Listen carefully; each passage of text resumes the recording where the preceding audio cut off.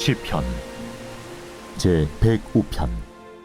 그때 그들의 사람 수가 적어 그 땅에 나그네가 되었고, 이 족속에게서 저 족속에게로, 이 나라에서 다른 민족에게로 떠돌아 다녔도다. 그러나 그는 사람이 그들을 억압하는 것을 용납하지 아니하시고 그들로 말미암아 왕들을 꾸짖어 이르시기를, 나의 기름 부은 자를 손대지 말며 나의 선지자들을 해하지 말라 하셨도다. 그가 또 그 땅에 기근이 들게 하사 그들이 의지하고 있는 양식을 다 끊으셨도다. 그가 한 사람을 앞서 보내셨으며 요셉이 종으로 팔렸도다. 그의 발은 착고를 차고 그의 몸은 쇠사슬에 매였으니 곧 여호와의 말씀이 응할 때까지라. 그의 말씀이 그를 단련하였도다. 왕이 사람을 보내어 그를 석방하며 뭇 백성의 통치자가 그를 자유롭게 하였도다. 그를 그의 집의 주관자로 삼아 그의 모든 소유를 관리하게 하고 그의 뜻대로 모든 신하를 다스리며 그의 지혜로 장로들을 교훈하게 하였도다. 이에 이스라엘이 애굽에 들어가며 야곱이 함의 땅에 나그네가 되었도다. 할렐루야. 사랑하는 열린문교회 성도 여러분, 지난밤도 주님 주신 은혜와 평강 가운데 단잠 주무셨습니까? 아침을 깨우는 말씀, 화요일 이 아침에 주님께서 저와 여러분에게 주시는 말씀은 시편 105편 12절로 23절까지의 말씀입니다. 오늘도 주시는 살아계신 하나님의 말씀 통하여 저와 여러분의 삶 가운데 선명한 성경적 기준이 세워지는 오늘이 되었으면 좋겠습니다. 매일 성경의 해설자는 오늘 시편 본문 말씀의 제목을 그 땅의 나그네가 되었고 라는 제목을 붙였는데요. 오늘 마지막 절인 23절에 이에 이스라엘이 애굽에 들어가며 야곱이 함의 땅에 나그네가 되었도다. 오늘 말씀을 다 읽어보신 분들은 아시겠지만 결국에는 시편 기자는 하나님의 주권과 그 섭리를 노래하고 찬양하며 결국엔 마지막에 그 요셉이라는 인물을 소환하죠. 우리가 잘 알고 있는 그 요셉은 어떤 인물입니까? 온갖 가진 고난과 역경을 딛고 애굽의 총리가 되어 결국에 죽음의 위협 가운데 기근과 여러 가지 어려움으로 인해서 죽을 수밖에 없는 상황 가운데 있었던 이스라엘을 구원하는 통로가 되었던 그 이야기를 우리는 너무나 잘 알고 있죠. 말 그대로 23절 말씀은 요셉을 통한 하나님의 주권과 섭리, 그리고 그로 말미암아 야곱이 애굽 땅에 들어가게 되었다라는 것을 이야기하고 있는데요. 쓰인 표현이 조금 재미있습니다. 뭐라고 이야기합니까? 야곱이 함의 땅에 나그네가 되었도다. 이번 주일에도 그러하고 이 나그네라는 표현, 거류민이라는 표현들 우리가 성경에서 자주 등장하는 표현이고 또 우리 그리스도인들이 잊지 말아야 하는 개념이라는 것을 너무나 잘 알고 있는데요. 온갖 어려움과 이 역경 가운데서도 이스라엘을 살리시고 구원하시고자 했던 하나님의 그 열심은 결국엔 주권적 역사로 인해서 이 야곱을 이 애굽 땅으로 들어가 그곳에 정착하게 하셨죠. 그러나 여기서 특이점은 무엇이냐면 야곱과 이스라엘을 살리고자 하는 하나님의 계획 가운데 그들을 애굽 땅으로 인도하셨지만 그곳이 그들의 안정감이 되게는 하지 않으셨다라는 것이죠. 결국에는 모든 것이 풍부하고 어쩌면 또 요셉으로 말미암아 이스라엘은 그곳 가운데서 환대받고 인정을 받고 어쩌면 그 순간만큼은 그들에게 온갖 안정감이 주어질 수 있는 순간이었지만 하나님께서는 이곳이 너희들의 안정감이고 너의 정착지라고 말씀하신 것이 아니라 너희들은 나그네다라고 말씀하시더라는 것이죠. 이 나그네라는 이 의미, 오늘 해설자는 또 이 나그네라는 것은 모든 것으로부터 자유롭다라는 그와 같은 개념으로 해설을 해 놓았는데요. 그 또한도 뭐 틀린 해설이라고 할 수는 없을 것 같습니다. 그러나 이 나그네라는 이 표현이 주는 첫 번째 그 의미는 무엇이냐면 어쩌면 우리에게는 안정감이 없다라는 것이죠. 주일에 설명했던 거류민이라는 그 존재는 남의 땅에 잠시 머무르는 존재를 의미합니다.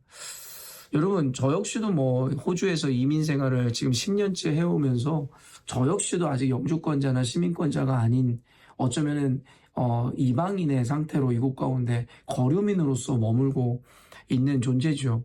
그러다 보니까 여러 가지 모든 의미에서 불확실하고 어쩌면 좀 더 불안할 수 있을 것 같은 그런 여건으로 이곳에서 살아간다 해도 과언이 아닐 것 같습니다. 결국엔 호주에서 주는 모든 복지라든가 어쩌면 안정감을 취할 수도 없을 뿐만 아니라 이 호주에서 어떤 법이 발동되느냐에 따라 사실은 그냥 여기에서 이루어 놓은 것이든 내가 하고 있는 일이든 언젠가 다 놓고 한국으로 돌아갈 수도 있다라는 그와 같은 이 현실을 인정할 수밖에 없는 존재인 것이죠. 아마 이 영상을 보는 분들이나 아니면 우리 열린문교회 성도들 가운데서도 저와 같이 어쩌면 거류민과 같은 이 입장에서 이곳 시드니 호주에서 살아가고 있는 분들도 많으실 겁니다. 그런 의미에서 단순히 부정적인 의미로만 성경에서 우리에게 나그네다, 거류민이다라고 이야기하는 것은 물론 아니겠지만 이와 같은 불확실한 어떤 정체성과 또 어쩌면 내가 발붙이고 살 곳이 이곳이 아니다라는 생각이 어떤 의미에서 우리를 불안하게 하고 그와 같은 염려와 근심으로 우리를 이끄는 하나의 이유가 될 수도 있음을 우리는 알죠. 그래서 성경에서는 끊임없이 이와 같은 존재인 어떻게 보면 안정감 없이 불안한 존재일 수밖에 없는 나그네, 거류민 같은 표현으로 우리 그리스도인들의 정체성을 그와 같다라고 말씀하시니 그럼 우리는 늘 이와 같이 불안하고 불안정할 수밖에 없는 존재인가라는 생각을 해볼 수밖에 없다라는 것이죠. 말 그대로 불안정하다라는 것, 이와 같은 연약함 가운데 있다는 것은 누구도 지향하거나 원하는 사람은 없을 것입니다. 성경은 끊임없이 우리들에게 이와 같은 불안정성과 연약함을 우리들에게 요구하고 요청하고 있음을 보게 됩니다. 그게 방금 설명한 것 같이 나그네이며 거류민과 같다라고 말씀하시고 비유하시는 하나님이 우리에게 말씀하신 그 정체성이 그렇더라는 것이죠.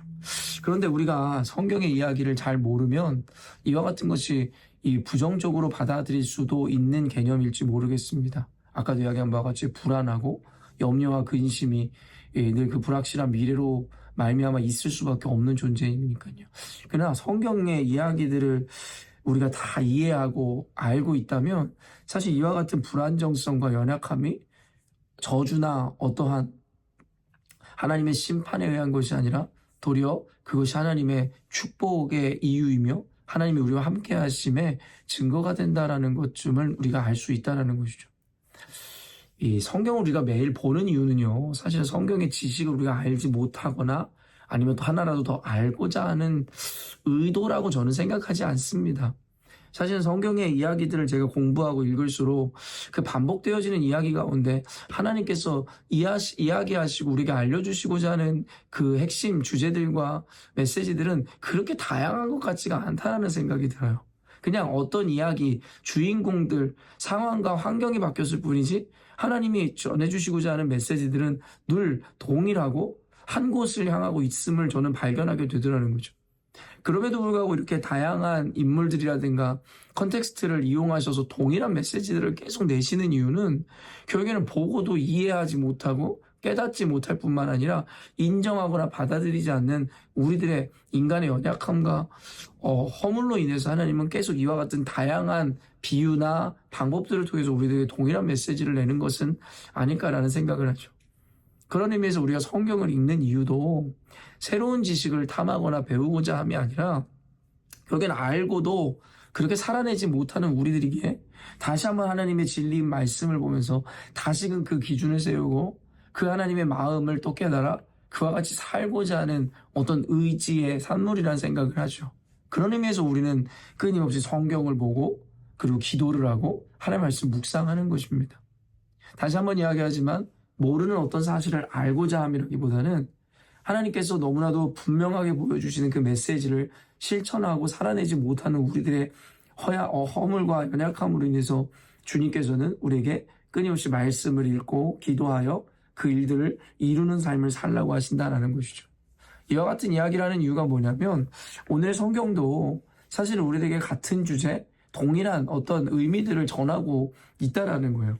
여러분 첫 단락에서 나오는 족장들을 보호하신다라는 이 개념 안에서 전개되어지는 12절 말씀부터의 그 메시지가 무엇입니까? 12절부터 13절 보면 그때 그들의 사람 수가 적어 그 땅에 나그네가 되었고 이 족속에게서 저 족속에게로 이 나라에서 다른 민족에게로 떠돌아다녔도다.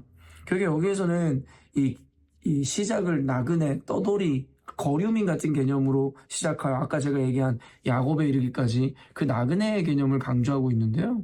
저는 여기에서 주는 핵심은 무엇이냐면 우리 존재가 그리고 하나님께서 사용하시고 부르셨던 존재가 이와 같이 허약하고 연약하고 결국엔 안정감 없이 불안정한 존재들이었다라는 의미로 보여지더라는 것이죠. 말 그대로 사람의 수가 적어라고 이야기했다라는 거예요. 그들이 나그네가 되었던 이유 자체가 사실 사람의 수가 적어. 또 다른 의미로 힘이 없어. 권력이 없고 권세가 없어. 라고 이야기할 수도 있겠다라는 것이죠. 근데 놀라운 것은 하나님께서 그들을 선택하셨다라는 거예요. 하나님께서 여러 가지 의미에서 당신을 드러내기 위하였다면 오늘날의 세상 사람들이나 일부 기독교 안에 있는 존재들도 이야기하듯이 결국에는 뭔가 힘이 있고 권력이 있고 능력이 있는 자들을 하나님께서 택하셨다면 훨씬 파급력이 있고 영향력 있게 하나님이라는 그 존재를 세상에 전할 수도 있지 않았을까라는 생각을 할 수 있는데 주님께서는 이스라엘 말 그대로 작은 족속과 그 무리들을 하나님께서 선택하셨다라는 거예요. 우리는 여기서부터 하나님의 의도와 목적을 알아야 한다라는 거예요. 왜 하나님께서 굳이 사람 수도 적고 이렇게 허물 많고 연약한 존재, 그래서 나그네로밖에 전락할 수밖에 없는 존재들을 하나님께서 왜 택하셨냐라는 거예요. 근데 그 뒤에 이어지는 메시지를 보면요. 그럼에도 불구하고 어떤 존재들도 함부로 그들에게 손대거나 그들을 해할 수가 없었다라는 것이죠. 이 선지자에 대한 이야기로 또 이어지면서 하나님의 말씀을 증거하고 전하였었던 선지자들은 늘 소수였고 늘 약자들이었습니다. 그럼에도 불구하고 일국의 왕도 함부로 선지자에게 손을 대지 못하였음은 하나님의 보호하심과 하나님의 다스리심이 그 가운데 있었다라고 이야기하죠. 그러면서 요셉을 단련시키신 하나님, 그게 요셉이라는 어쩌면 형제 중에서도 미운 털이 박혀 있었던, 그래서 형제들에게 훔친 매를 맞고 거의 반 죽을 뻔하다 결국에는 애굽의 노예로 팔려가서 감옥에 갇히기까지 온갖 고생을 했었던 그의 모습을 나열하죠. 결국엔 이와 같은 이야기들을 통해서 하나님께서 전하시고자 하는 메시지들이 우리 가운데 단번에 이해될 수 있어야 된다는 거예요. 결국 하나님께서는 이와 같이 연약하고 약한 존재를 부르셨을 뿐만 아니라 그들의 삶의 과정 가운데도 늘 위기와 고난과 역경과 어려움을 허락하시더라는 거예요. 근데 결론은 무엇이냐면 그 연약한 존재들 그리고 그와 같은 어려운 환경 가운데서도 결코 하나님께서 택하신 백성들은 망하거나 실패하지 않는다라는 거죠. 이게 성경에서 이야기하는 핵심입니다. 사도 바울이 이야기하는 것처럼 약할 때 강함이 되시는 그 하나님에 대해서 끊임없이 이야기하는 것도 바로 이와 같은 원리 안에서 영적인 흐름 안에서의 고백인 것이죠.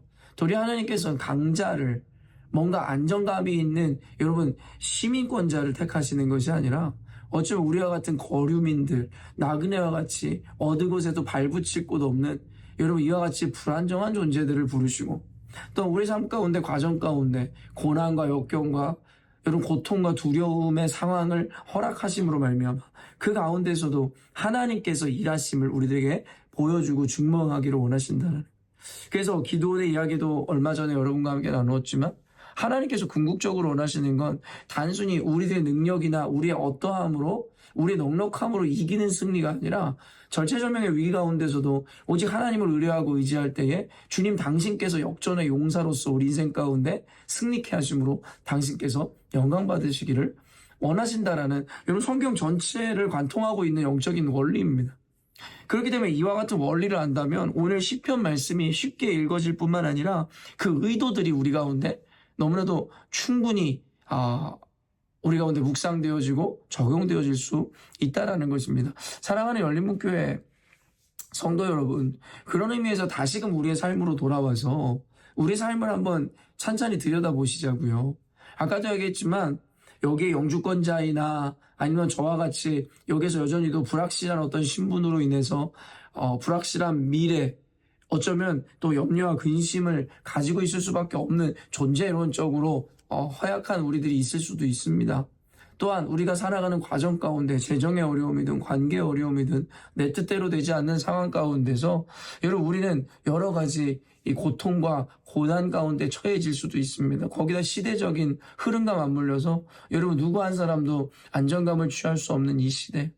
그러나 이 말씀을 우리가 알고 있는 자들이고 붙잡고 있는 자들이라면 결국 이와 같은 상황 가운데서도 불안해하거나 두려워할 이유가 없다라는 거예요. 아니 도리어 두려워하거나 불안해할 이유가 없다의 개념을 넘어 도리어 감사하고 기뻐할 수 있는 자리까지 나아갈 수 있어야 된다라는 거죠.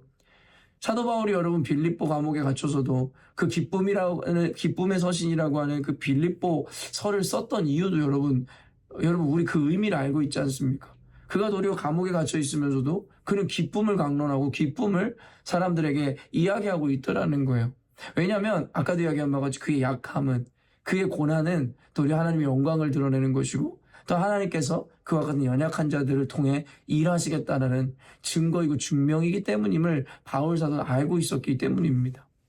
우리는 이와 같은 성경의 이야기를 알고 있고 영적인 원리를 아는 자들이라면 서원에서도 밝혔듯이 아는 게 중요한 것이 아니라 그대로 살아내는 것이 중요하신데, 근데 우리가 이와 같은 성경을 알고 하나님의 택함받은 백성이며 자녀라고 이야기하면서도 오늘날에 우리 주변에 있는 어떤 상황이나 문제로 인해서 두려워하고 움츠려들고 있다면 어쩌면 기본적으로 우리가 하나님의 부르심도 이해하지 못할 뿐만 아니라 그곳 가운데 역사하시는 또 살리시고 입히시는 그 하나님을 온전히 신뢰하지 못함에 대한 반증일 수밖에 없다라는 것을 오늘 성경을 통해 다시 한번 우리를 깨닫게 하는 것입니다. 사랑하는 성도 여러분, 그렇기 때문에 우리가 고난 가운데 있을 때 더 기뻐하라는 하나님의 말씀처럼 우리가 여러 가지 고통과 고난과 환경 가운데 있을 때 도리어 염려하고 근심하지 말라 하시는 그 하나님의 말씀은 모순이 아니라 이와 같은 하나님을 향한 믿음과 신뢰를 갖고 있는 자들에게 주어지는 열매임을 성경은 분명하게 이야기하고 있더라는 거예요. 그런 의미에서 여러분의 삶 가운데 어떤 문제든 어떤 고민이든 또 여러분의 힘으로 풀 수 없는 난제들이 여러분의 삶 가운데 도사리고 나타나고 있다면 도리어 기뻐하십시오. 그 가운데 역사하실 하나님을 기대하십시오. 여러분, 하나님께서는 저와 여러분을 나그네로 부르시고 또 이와 같은 연약한 존재임에도 불구하고 선택하심으로 하나님의 강함을 드러내시고 주권자의 능력을 우리 가운데 나타내기를 원하신다. 바로 그 원리를 알고 하나님의 마음을 안다면 우리 환경이나 상황에 절대 굴복하거나 그로 인해 좌절하는 삶을 살지 않을 것입니다. 오늘도 이 원리를 다시 한번 깨달으시고 여러분 삶 가운데 적용하심으로 하나님 앞에 영광 올려드리는과 동시에 여러분 인생 가운데 하나님 허락하시는 그 승리를 맛보시고 경험하시는 오늘 하루가 되었으면 좋겠습니다. 함께 기도하겠습니다.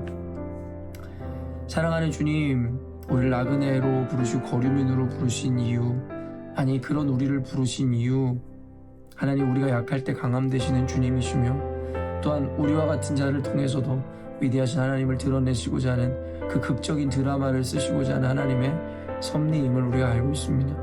그런 의미에서 우리의 인생이 잘 나가고 형통한 것이 우리에게 복이 아니라 때론 도리어 우리의 힘으로는 해결할 수 없는 문제와 고통, 염려와 근심, 불확실성 가운데 있는 그 순간이 도리어 우리에게 복인 줄로 압니다.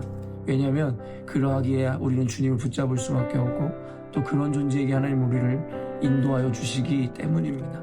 하나님 이 비밀한 것을 우리가 알았노라며 더 이상 세상이 지향하고 원하는 안정감을 취하고자 하는 것이 아니라 도리어 불확실함 가운데 우리를 던지고 나그네와 같은 아버지 하나님 태도를 스스로 자처함으로 오직 내 능과 힘이 아닌 하나님의 힘과 능으로 살아내고자 하는 우리 모두의 그 믿음이 나타날 수 있도록 주님 도와주옵소서.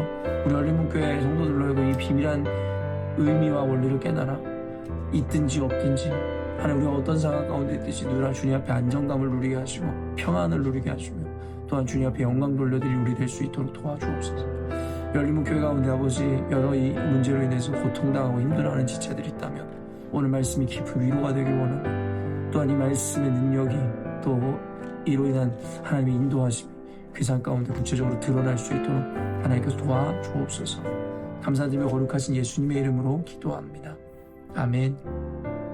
사랑하는 열린문교회 성도 여러분, 오늘도 하나님께서 허락하시는 복되고 귀한 하루를 우리가 맞이하게 되었습니다. 오늘도 주님과 동행하심으로 하나님의 능력 안에서 기쁨과 승리의 삶을 살아내시는 저와 여러분 되었으면 좋겠습니다.